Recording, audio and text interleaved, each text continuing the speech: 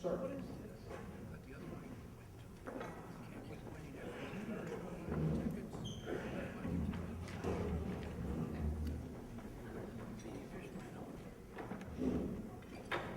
Dale Field, tonight's speaker. He's currently the superintendent of the Lincoln Home National Historic Site in Springfield. He's spoken to this group before, but not recently. He doesn't remember this beautiful room, so it's been a while. He's worked at various sites for the National Park Service for over 40 years. He's also written quite a few articles, and he's been a tour guide, dealt with the Delta Queen. Those who don't know who the Delta Queen is, it's a riverboat, which is no longer flying the river thanks to the U.S. Coast Guard.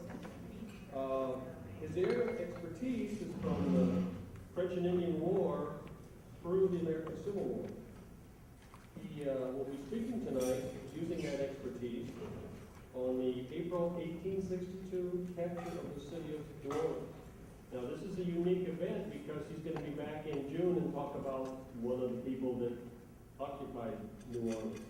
So we get him twice, and I think it's going to be very educational. Yeah.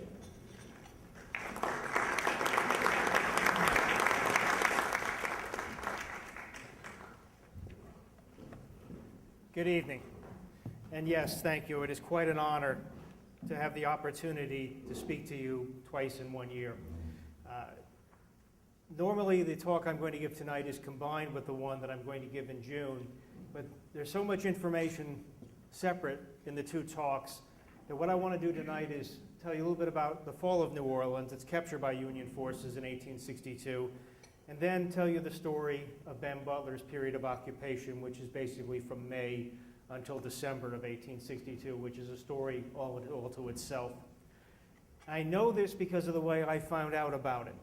My career has included being stationed at Gettysburg, Fort Sumter, Chickamauga, basically throughout the Eastern Theater and the Upper Midwest, the Central Theater. I knew nothing about New Orleans in the Civil War when I first was reassigned to the War of 1812 site there at Chalmette. But what changed my mind was very shortly after my arrival, a good friend of mine and I were at a dinner at a plantation house just upriver from New Orleans. And as dinner was getting started, the children of the family, the host family, were really acting up. And their babysitter was running after them. And these kids were just absolute hellions. They were jumping on chairs and throwing things around, and they were totally out of control.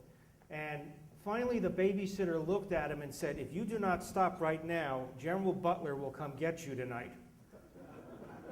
And they froze in their tracks like the boogeyman had just been mentioned. And I said to myself, there has got to be more to this story. And so I began to learn more and more about the story of New Orleans and the role it played in the Civil War, and I found it to be immensely interesting and pretty much forgotten by most historians. And that's what we're going to talk about this evening, the importance of New Orleans itself. While I was there, I had the pleasure of knowing a newspaper man who worked for the Times-Picayune by the name of Charles Pye Dufour. He was also a historian. And if I whet your appetites tonight, the best book about the capture of New Orleans is Pye Dufour's book, The Night the War Was Lost. And I have a copy of it up here with my other books that we'll be talking about. The handout I've given you, by the way, most people have this impression that New Orleans is right on the Gulf Coast. Please keep in mind that it is over 100 miles from the mouth of the Mississippi River. And the places you see on that map will be the places we'll be talking about this evening. And then the second part of the handout is a version of the print that I have up here, which we'll talk about more later, which is at the moment of the Union fleet running past Fort Jackson. But Pye wrote the following about New Orleans that I think is as good a summary of what we're going to be talking about this evening as anything I could have ever come up with. New Orleans, by the nature of its French founding and its Spanish rule, was not a typically southern city. The cosmopolitanism, however, has never been so pronounced as it was in the census of 1860. Its total population of over 168,000 counting 64,621 foreign-born from more than 30 countries. Where does that rank in size among cities in the Confederacy? Who wants to stick their neck out? Number one. Can anybody name the two cities that tied for second place? Now, within the Confederacy. Charleston is one, and Richmond. If anybody want to guess what their population was? About 60,000. New Orleans is 3 times larger than any city in the Confederacy. The port receipts for New Orleans in 1860 were $186 million, what we were talking about earlier. 110 million of that was in what product? Cotton. It had 13 major banks, $24 million in capital, 12 million of that in gold. Its river commerce in 1861 was estimated at $290 million. Its sea commerce at $184 million. Now, what most people do not realize is New Orleans also contained numerous foundries, factories, all the key ingredients, manpower, all the key ingredients that would be necessary to wage a successful war.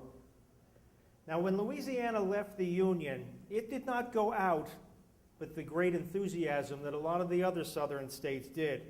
Its actual vote for secession was actually very close. The actual vote statewide was a little over 20,000 for secession, a little over 17,000, almost 18,000 against. In New Orleans itself, it was 4,300 for secession, 3,900 against. So you can see it was actually very close. Why do you think this was? What about Louisiana and New Orleans made secession not so widespread as it was in other parts of the South? Business ties, that's, yeah. It's industries, it's business relationship with not only the North, but with the whole world. Very, very important, and that's what we're going to talk about. Why New Orleans? Why does it become part of the Union objectives? After secession, Confederate forces moved very quickly. They seized most of the U.S. government property, Forts Pike, Fort Macomb, Fort Livingston, and Fort Jackson and Fort St. Philip at the mouth of the Mississippi River. The Union decided that splitting the Confederacy down the middle as part of the Anaconda Plan meant seizing the Mississippi.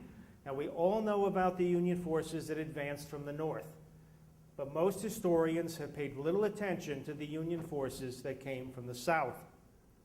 We were not the only ones, we historians, who overlooked this. The Confederacy did a pretty good job of it too, that we're going to talk about in a few moments. The Union wasted no time, though. As soon as the blockade was established in May 27th of 1861, the U.S. Navy warship, the Brooklyn, dropped anchor off the head of passes at the mouth of the Mississippi River, putting the blockade into place. The first Confederate commander of New Orleans is a gentleman who was a soldier in the War of 1812. He was a hero during the Mexican War, and it's somebody nobody remembers today. Does anybody, where are my trivia experts? Who was the first Confederate commander of New Orleans? I've given you the hints. Think of a tree branch.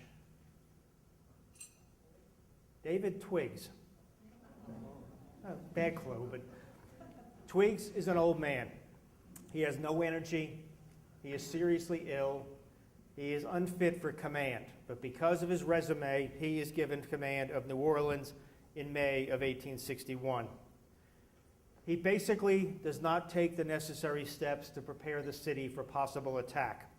The Confederacy, from the start of the war, was convinced that the Union threat would come from upriver, not from downriver, that the Federals would never be crazy enough to try to blast their way into New Orleans. The best description I have ever found of this attitude was written by a soldier by the name of George Duval. He was a gambler and a member of Wilson's Rangers. This is how he described those early days of the war and his training with his unit in New Orleans. "We armed and equipped ourselves, and the ladies said we were the finest looking set of men in the army. If fine uniforms and good horses had anything to do with it, we were a fine body. When we were ordered out to drill, which was every day, we would mount our fine horses, gallop out back of the city, and the first order we would receive from our commanding officer would be dismount, hitch horses, march, hunt shade, begin playing. There was not a company of cavalry in the Southern Army that obeyed more promptly than we did. We would remain in the shade until the cool of the evening, when the orders would be given, cease playing, prepare to mount, march.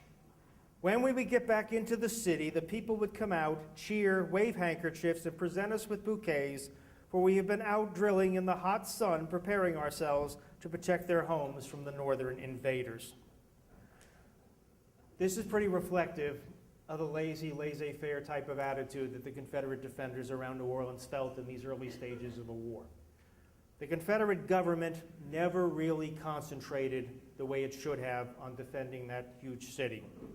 One of the most unique units of the entire Civil War now comes into existence.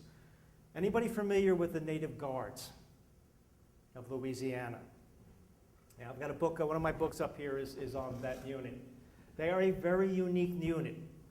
They are a unit of African Americans, free African Americans, who were accepted into the state service of Louisiana to fight for Louisiana and were part of the Confederate defenses. They were never accepted because of the color of their skin into Confederate service. And so when the city is captured, they are basically abandoned and they go home. In my talk in June, we'll talk more about them because Ben Butler will bring them back, this time in Union Blue. We know the story of the 54th Massachusetts and its assault on Battery Wagner in Charleston Harbor, but nobody remembers the assault of the 1st and 3rd Native Guards at Port Hudson, which took place a month, actually 2 months before the assault on Battery Wagner. But we'll save that for June. But they are a fascinating story and should be paid attention to. When the Confederates finally did get around to doing anything to defend the city, they counted on the 2 forts at the mouth of the river, Fort Jackson and Fort St. Philip. They were under a very, very bad misconception. Most Americans do not realize that while General Jackson was defeating the British in 1815 on the plains of Chalmette, just a few miles outside of New Orleans, that a 9-day bombardment of Fort St. Philip, Fort Jackson didn't exist yet, but the British Navy was pounding away at Fort St. Philip trying to get upriver to get on the flank of Jackson's army and drive him out of his position behind the Rodriguez Canal. The British are entirely unsuccessful as the reports come down because of the success and the accuracy and the skill of the American gunners at Fort St. Philip. Well, folks, that's not quite what happened. There was something else that happened during that bombardment that wasn't about the change, and it wasn't the skill of the American gunners. What was different between the British fleet of 1815 and the Union fleet of 1862? What major type of technology? Ironclads are part of it. That'll come later, but what else? I heard it. Sail, wind versus steam. The reason the British turned around, if you read the British reports, is the wind was blowing the wrong way.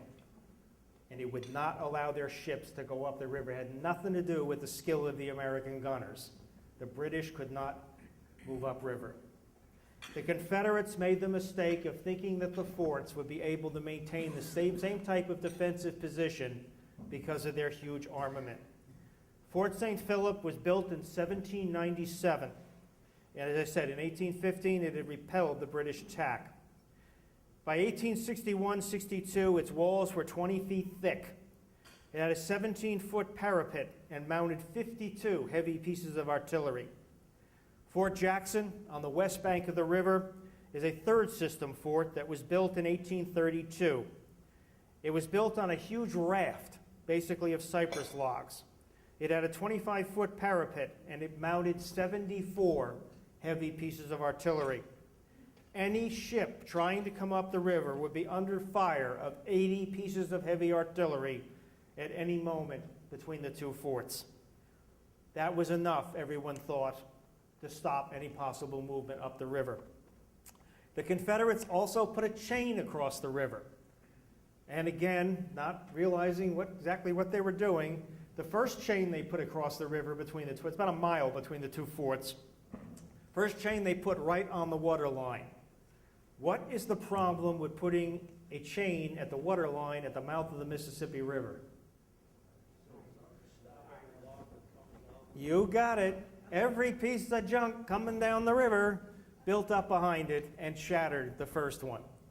Then they came up with a better idea. They took small boats, put them one after the other, and ran the chain like you would a ring on a Christmas tree between the different boats. This would be damaged by a windstorm prior to the Union attack, and a couple of days before the Union attack, a suicide party, actually of Union sailors, actually went in and hacked its way through the chain before the Union attack will come, and we'll talk more about that later. But they also, under the command of Commodore Hollis, they also began finally to build a river fleet. They took what steamers they could find, and they began to put a small fleet of defensive vessels together to possibly repel any Union attack. Now, it is about this time that everybody realizes that Twiggs just isn't cutting it. And in September of 1861, Mansfield Lovell arrives to take command of the Confederate defenses. Where are my trivia experts? What was Mansfield Lovell doing when the war broke out? Anybody? Okay, I got you on this one. He was the close. He was the assistant street commissioner for New York City. So you're on the right track. Yeah. But he was well regarded. Jefferson Davis thought very highly of him. He's young, and he's the right person at this time. He immediately, with his energy, begins to start to build defenses. He immediately gets all the surrounding plantation owners to put into a fund, basically, to begin to build the earthen defenses to protect the city. But he's got a problem. Again, the Confederate government in Richmond is convinced the attack is going to come from the north. And through the whole time, what we're going to be talking about, Confederate ships, Confederate artillery, Confederate munitions, troops, everything is constantly being siphoned off to go upriver where they felt the main Union threat would come. Basically, Mansfield Lovell has to paste together whatever he can with what's left. With his energy, he comes up with another plan, which is really the critical factor in this story. What is the other change you mentioned earlier that's coming into play now? Ironclads. What most students of the Civil War do not realize, that Mansfield Lovell began to build the two most powerful ironclads the Confederacy would ever try to undertake on the wars at Algiers across the river from New Orleans. They were massive vessels. The Louisiana was about the same size as the Virginia, just a little bit bigger.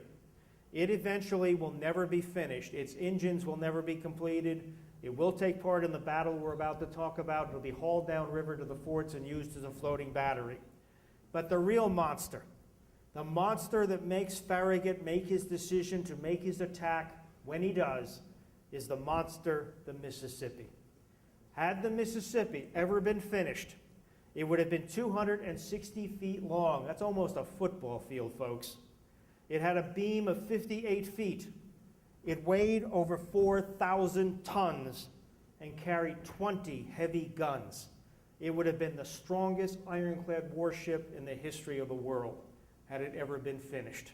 It would have destroyed any wooden vessel of that time period, or any vessel of that time period, since the monitors and the other ironclads had not yet come online. This is what the Union needs to stop, and they know it. They got spies. They know what's going on. They've actually even got saboteurs going to work on those ships. But this is what the Union force that's about to be assembled is facing.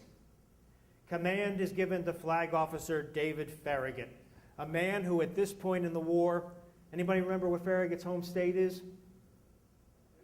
He's a Tennessean. His loyalty is still uncertain to the Union or to the Confederacy. He's still a big question mark at this point. He is going to be given command of the most powerful fleet ever assembled in the history of North America. This fleet will include 19 13-inch mortar schooners. And those of you that have ever seen a 13-inch mortar, you know how huge those things are. The mortar fleet is under the command of David Dixon Porter. If anybody wants to read the worst book written about the Civil War, read David Dixon Porter's autobiography. If you have insomnia, it'll put you to sleep in a minute. But that's another story. You want to see somebody with an overinflated ego, David Dixon Porter is your man. He has command of the mortars. An army expedition of 15,000 men has been organized in New England under whose command? Benjamin Butler's. This will be the army component underneath of Farragut. Now, one of the things you've got to keep in mind about these 15,000 Union soldiers, the people in New Orleans will try to get you to believe that these 15,000 Union soldiers coming with Butler are no different than Sherman's troops marching through Georgia in 1864. Nothing could be further from the truth. These are green farm boys from New England, factory workers, people who had never, soldiers that had probably never fired a gun in anger in their life, suddenly plucked out of New England and dropped into the swamps of Louisiana. I can assure you they were every bit as scared as the Confederate forces they will soon be facing. The Union Navy fleet consists of over 46 warships, mounting 348 pieces of heavy artillery. It is a massive fleet of firepower. By early March of 1862, the forces are all together on Ship Island or around Ship Island out in the Gulf of Mexico off the Mississippi coast, and they are ready to move toward New Orleans. On March 15th, Mansfield Lovell realizes the attack is coming. He declares martial law inside the city of New Orleans. He immediately assigns his best officer, Major Johnson K. Duncan, to head downriver and take command of the two forts. What he finds staggers Duncan, and I'll read you what he found. Duncan found upon his arrival at Fort Jackson that backwater resulting from the excessively high river water and continually strong easterly winds had flooded the fort. The parade plain and the casemates were submerged to a depth of from 3 to 18 inches. And notwithstanding the valiant efforts of the officers and men, the water daily gained on them. By isolating the magazine and pumping day and night, it was only with the greatest exertion that the water could be kept out. Living conditions in the fort were also unbearable, and the officers and men obliged to live in the submerged casemates were in constant discomfort from wet clothes and feet, thus exposing themselves to the danger of sickness. To a lesser degree, the backwater had created a similar condition at Fort St. Philip across the river. How many of you have been in Louisiana in the spring and the summer? You know what we're talking about here. It's a pretty harsh environment that takes some pretty guests in. He doesn't even mention the bugs and the mosquitoes and the alligators and the snakes and everything else that runs around down here. As I mentioned earlier, at this point, the Louisiana, which does not have its engines yet, is hauled downriver and placed off of Fort St. Philip as a floating battery. They are racing to try to get the Mississippi done. And this is what I believe makes Farragut make his decision. He knows the Louisiana has come downriver. He knows the Mississippi is almost finished. He knows he's got to make his move. On April 15th, Porter brings his 13-inch mortars upriver and anchors just below Fort Jackson. He begins a bombardment, which eventually will lob almost 1,400 13-inch shells into Fort Jackson almost every day. Doesn't do a lot of damage, burns a couple of the buildings down, but for those of you that have been in a Louisiana marsh, what do you think happens to a 13-inch cannonball when it hits the ground in Louisiana?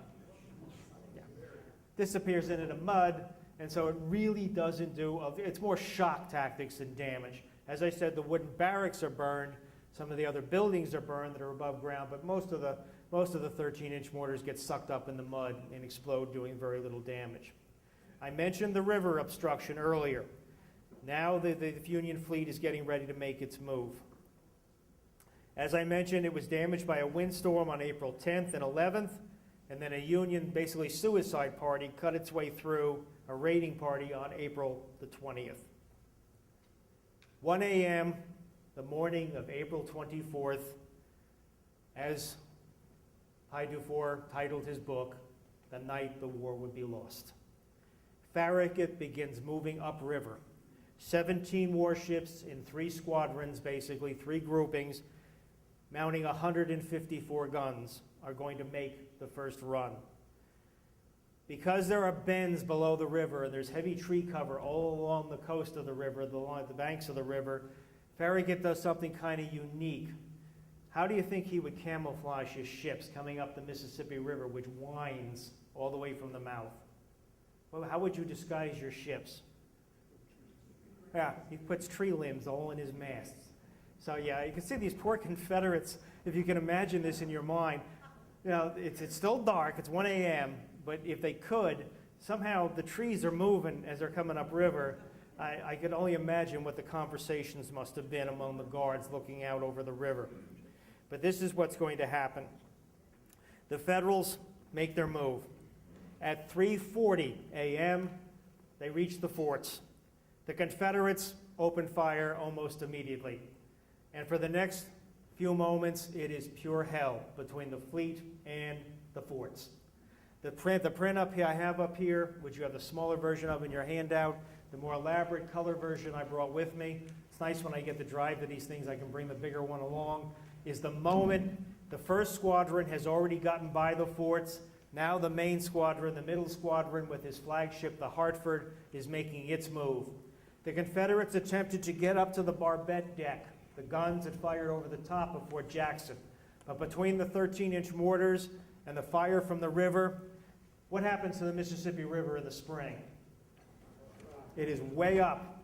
And as you notice from the painting, the boats are almost as high as the fort. And so they're basically firing down on the fort. And so the Confederates firing the barbette guns had to evacuate them almost immediately. And this fight will go on for quite a while. It is a vicious, close-in fight. Like I said, it's about a mile. The main ship channel runs probably maybe a quarter mile off of Fort Jackson. So for those powerful pieces of artillery, it is basically a point-blank fight. By 4:10 a.m., Farragut's, this is the moment in the painting, it's about 4:10 in the morning. Farragut's flagship, the Hartford, is right between the 2 forts. An officer on the Hartford would write the following about this moment. It was quite out of the question to give any idea of the fire at this time, or of the night picture we made there in the midst of flame and smoke and iron hail. A shell burst on our deck. I ran forward to see what damage had been done, when the whine of another shell carried away my cap. We were now struck on all sides. A shell entered our starboard beam, cut our cable, wrecked our armory, and exploded at the main hatch, killing 1 man instantly and wounding several others. Another entered the muzzle of a gun, breaking the lip and killing the sponger, who was in the act of ramming home. A third entered the boatsman's room, destroying everything in its path, and exploding, killing a colored servant who was passing powder. Death and destruction seemed everywhere. Men's faces were covered with powder, blackened and dabbed with blood. They had become like a lot of demons in a wild inferno working fiercely at the business of death. At this moment, from upriver, comes one of the greatest fears a Union sailor could face at this point. The Confederates unleashed some of those hulks that I mentioned earlier, but they had a new twist to them. Anybody want to venture a guess at what that new twist would be? It's an old twist to history, but new for what the Union sailors were expecting. Fire rafts, exactly. Basically old wooden hulks that have been soaked with everything that'll burn, lit on fire, and set out into the stream. They float in among the Union attack fleet. One actually gets right up against the Hartford and threatens to burn the ship. The Federals do something very unique. They actually lower their guns and fire, if you can imagine this, actually through their own deck, because their fire rafts are right up against it. They actually fire straight down through their own deck to get to the hull of the fire vessel and pushes it away and sinks them. The fire rafts eventually burn themselves out. By 6 a.m., the fight with the forts is winding down. All 3 squadrons have made it past the fort successfully. And now begins the next phase of the battle. The River Defense Fleet, the small Confederate defense fleet of about 12 Confederate warships, now makes their move. One of the most unique of these vessels is a little ram called the Manassas. It's a little cigar-shaped thing. It's really kind of a forerunner of the Hunley, but it's not a submergible. It's a semi-submersible. It's basically a ram.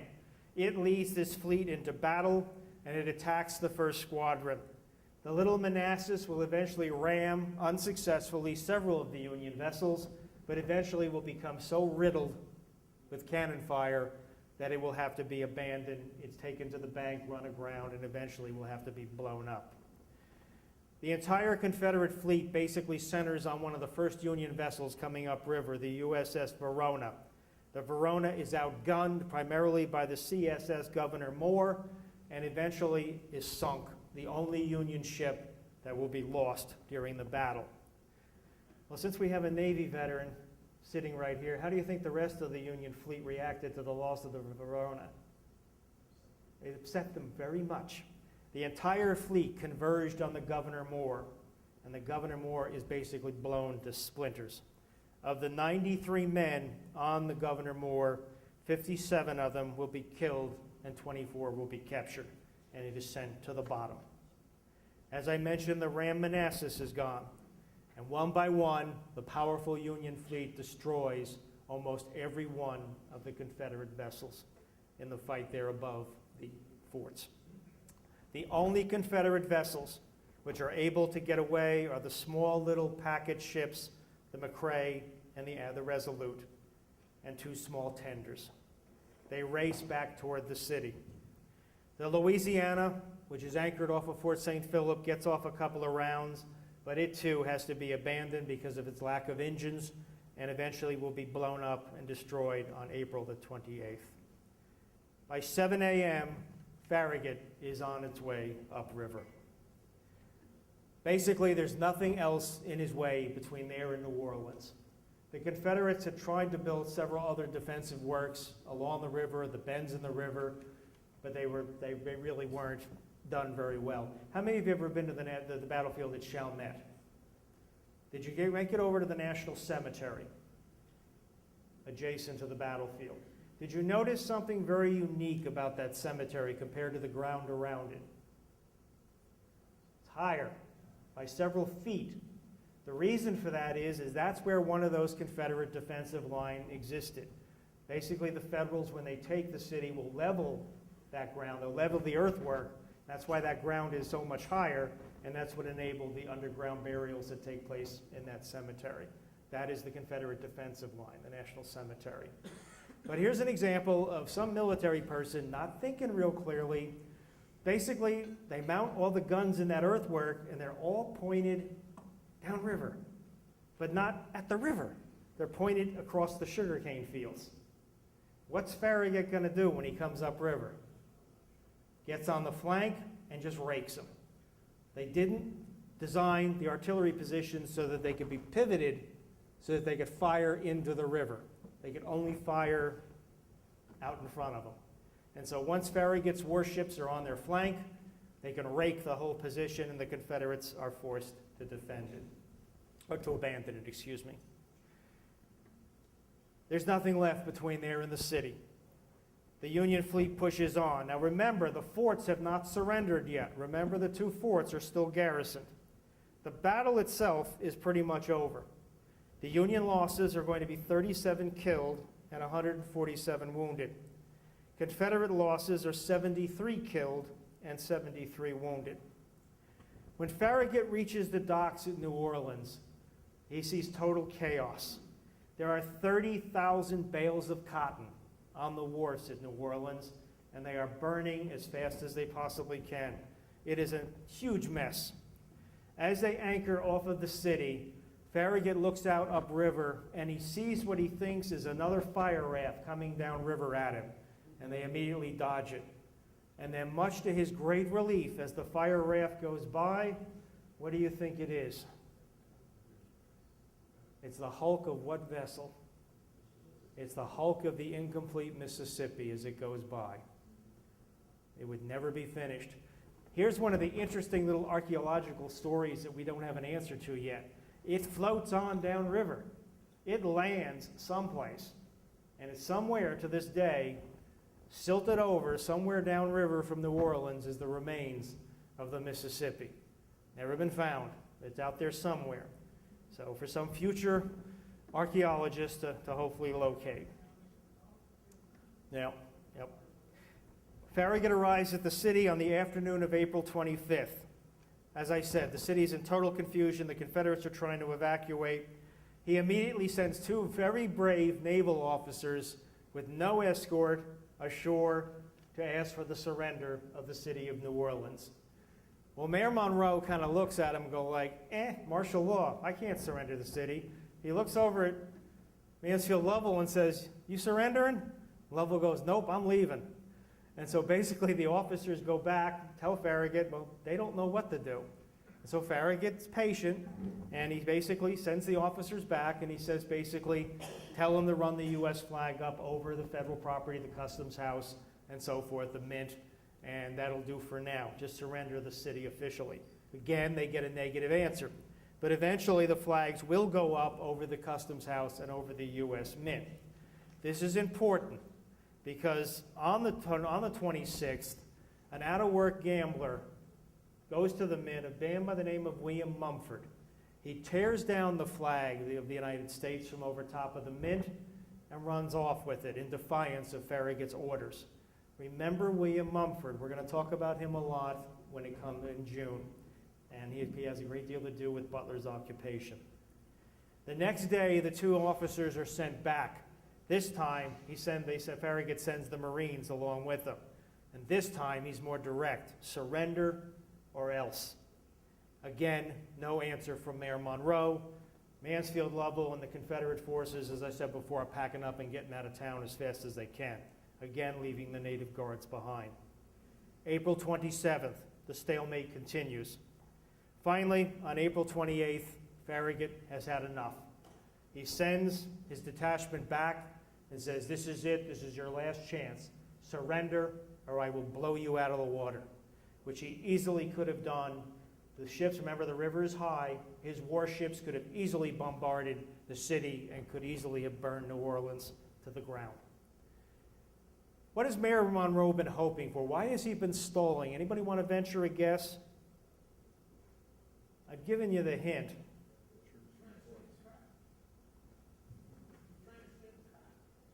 Not the cotton. Who did I tell you hadn't surrendered yet? The forts. He is still hoping, against hope, that somehow the Confederate defenders of the fort can force Farragut to go back downriver, if they can hold out. And that's what we're going to talk about next. What happens down there at the forts. As Farragut is going upriver, and by the way, eventually Mayor Monroe will officially surrender, and the city of New Orleans, luckily for us today, is never bombardment. Do I think Farragut would have opened fire on the city had they not officially surrendered? Absolutely, without hesitation. Farragut, I don't believe, would have hesitated a moment in burning that city to the ground if he felt they weren't going to comply. But now here is a picture I want you to think about. Remember I mentioned those 15,000 Green Army troops under Butler? Well, now they're going to play their role in the capture of New Orleans. As Farragut is going upriver, Butler's fleet is sent into the marsh in whaleboats to come up in the marshes behind the forts and surround them. They have been asked to surrender. Duncan has said no, the Confederate commander. So now they have to come up with another plan.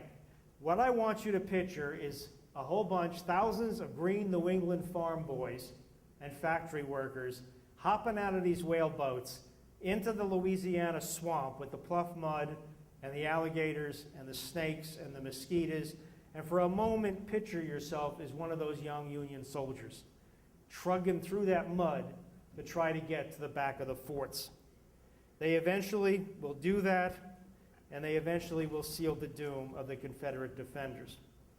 But on April the 27th, General Duncan is not ready to give up. He writes the following order to all of his troops. You have nobly, gallantly, and heroically sustained the courage and fortitude,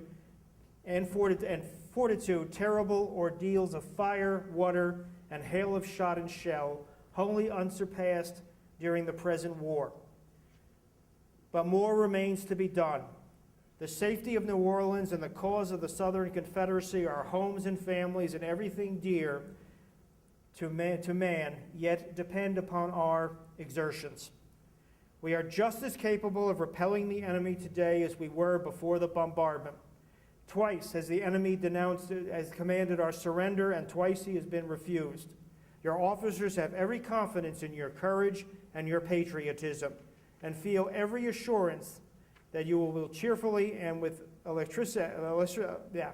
energy obey all orders and do your whole duty as men and as becomes the well-trained garrisons of Fort Jackson and Fort St. Philip. Be vigilant, therefore, and stand by your guns, and all will yet be well. Well, that didn't go over real well.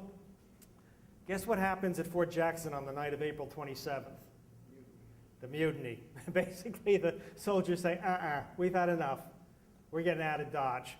And there's another one of my books that I brought with me, goes into that mutiny in detail, and it's a very well-written book, and has some very, very interesting reasons of why that mutiny took place.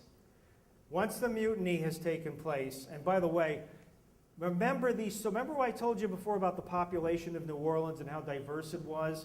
That is one of the reasons the writer of this book, and I happen to agree with him, feels the mutiny took place.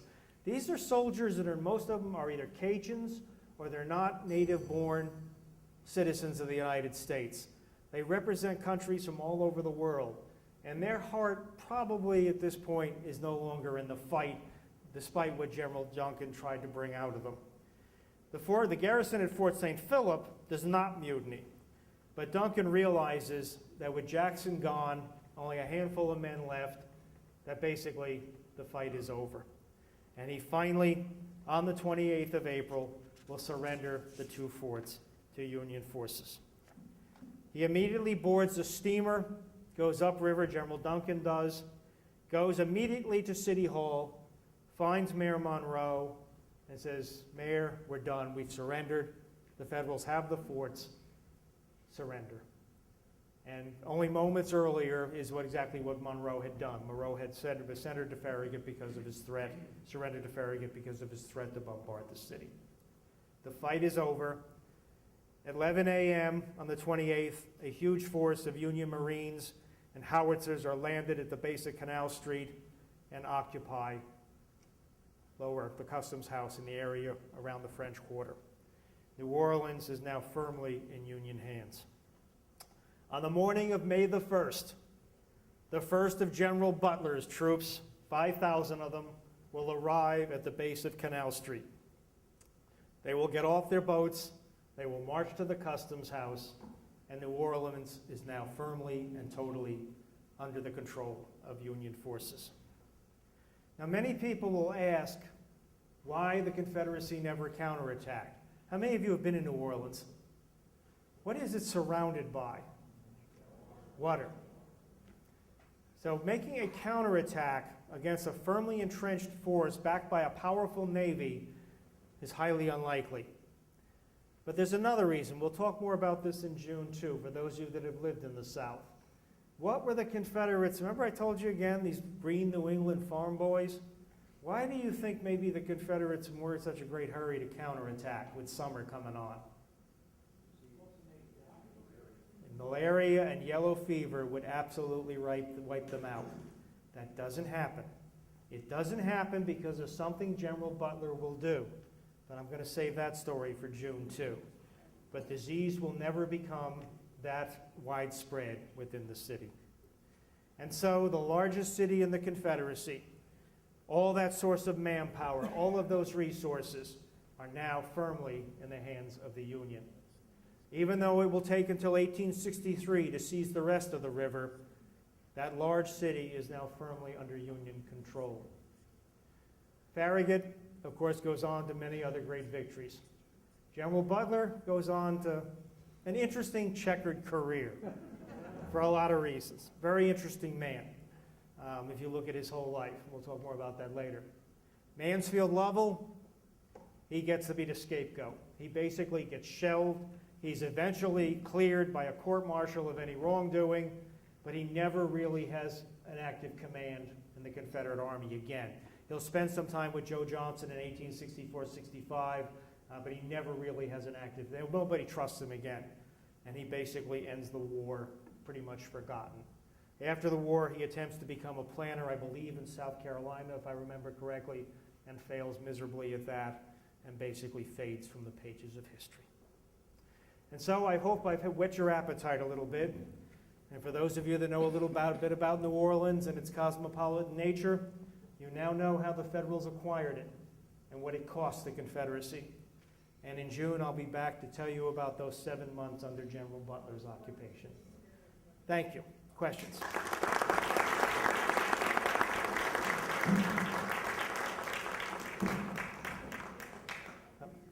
for questions? Okay, go ahead.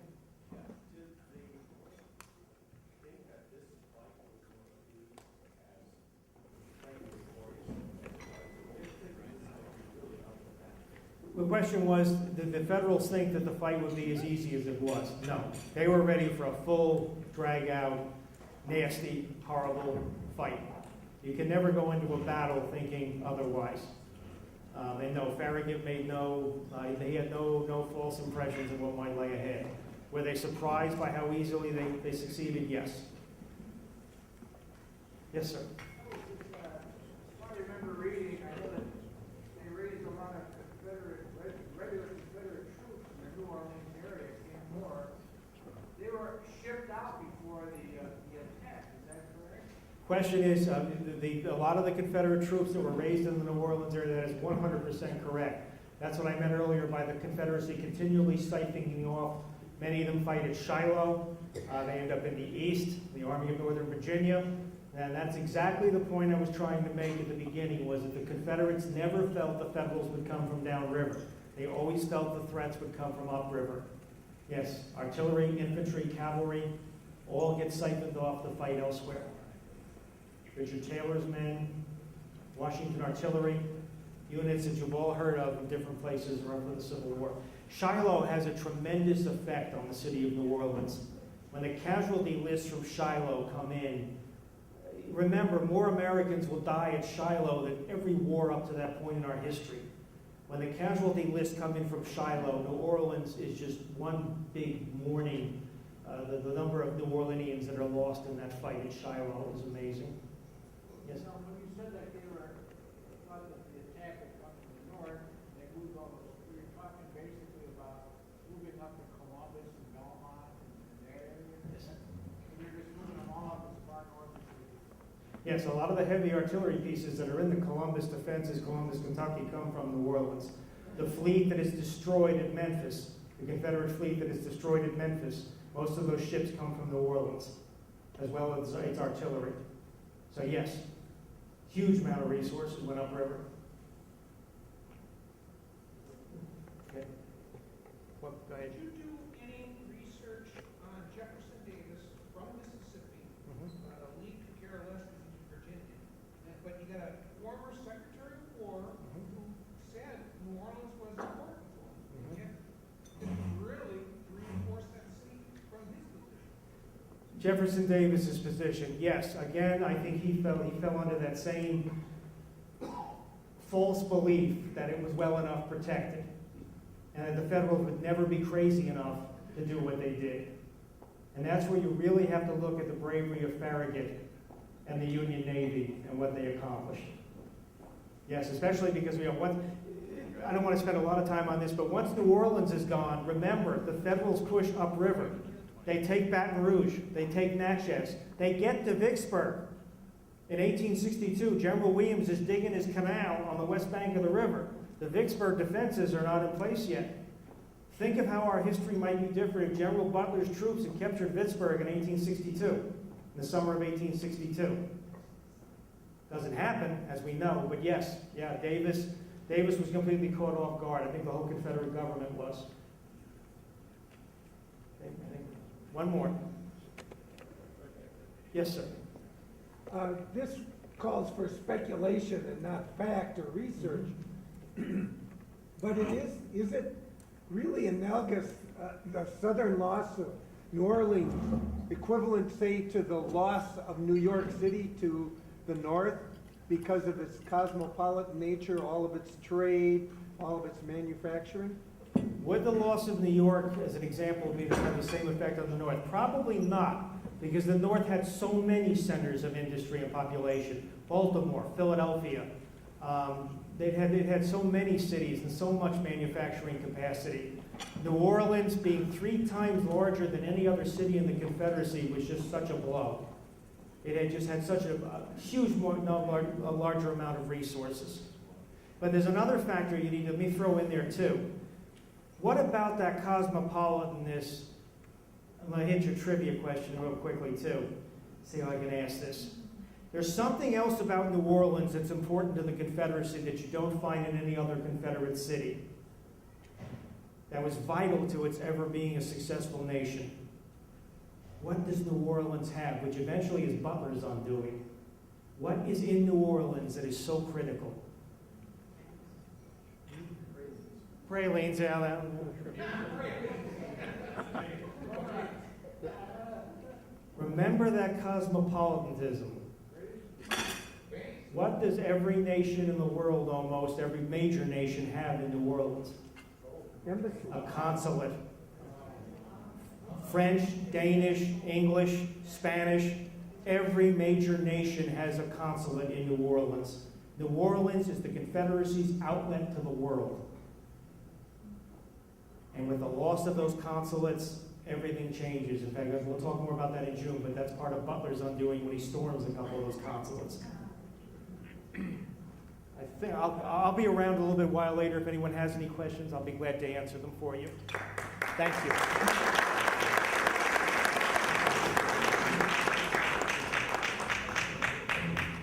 My Civil War grandmother was a McCullum, and 9 of her extended family fought in Wisconsin.